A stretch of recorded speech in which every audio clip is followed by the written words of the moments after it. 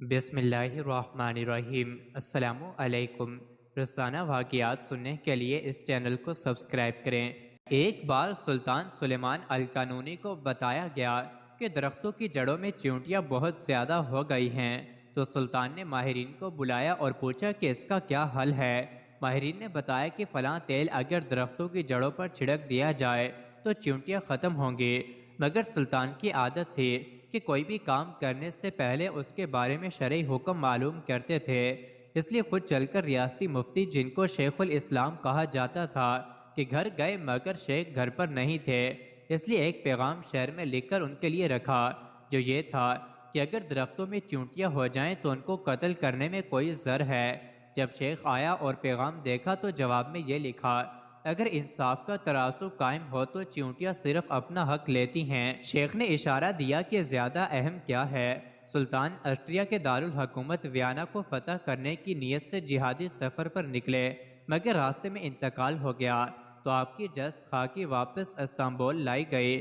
آپ کی تجہیز و تکفین کے دوران آپ کا وصیت نامہ ملا، جس میں لکھا تھا کہ میرا صندوق بھی میرے ساتھ دفن کرو۔ علماء حیران ہو گئے اور یہ سوچنے لگے کہ یہ ہیرے جواہرات سے بھرا ہوا ہوگا اور اتنی قیمتی چیزوں کو مٹی میں دفنایا نہیں جا سکتا، اس لیے صندوق کھولنے کا فیصلہ ہوا۔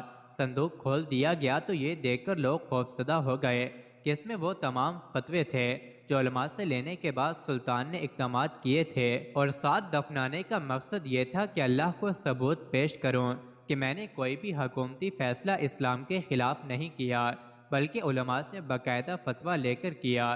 یہ دیکھ کر شیخ الاسلام ابو سعود، جو کہ ریاستی مفتی تھے، رونے لگے اور کہا، سلطان تم نے تو اپنے آپ کو بچا لیا، ہمیں کون بچائے گا؟ حضرت بایزید بسطامی رحمۃ اللہ علیہ ایک دفعہ عصر کی نماز کے بعد شہر کے کنارے چہل قدمی کر رہے تھے کہ ایک کنارے دو جوان لڑکا لڑکی بیٹھے ہوئے تھے اور ان کے آگے ایک بوتل رکھی ہوئی تھی۔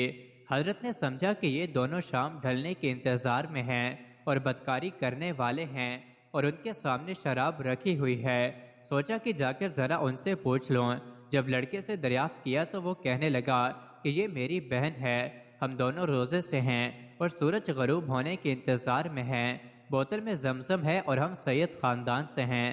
شیخ فرماتے ہیں کہ میری آنکھوں میں آنسو آ گئے اور اپنے آپ کو خوب ملامت کیا، پھر ان کو گھر لے جا کر خوب اکرام کیا۔ کسی سے نفرت کی وجوہات میں سے ایک وجہ بدگمانی بھی ہے، کیونکہ اتنی توفیق نہیں ہوتی کہ پوچھ لیں کہ یہ کام آپ نے کیوں کیا ہے یا کیا بھی ہے کہ نہیں، بس بدگمانی کرنا شروع کر دیتے ہیں۔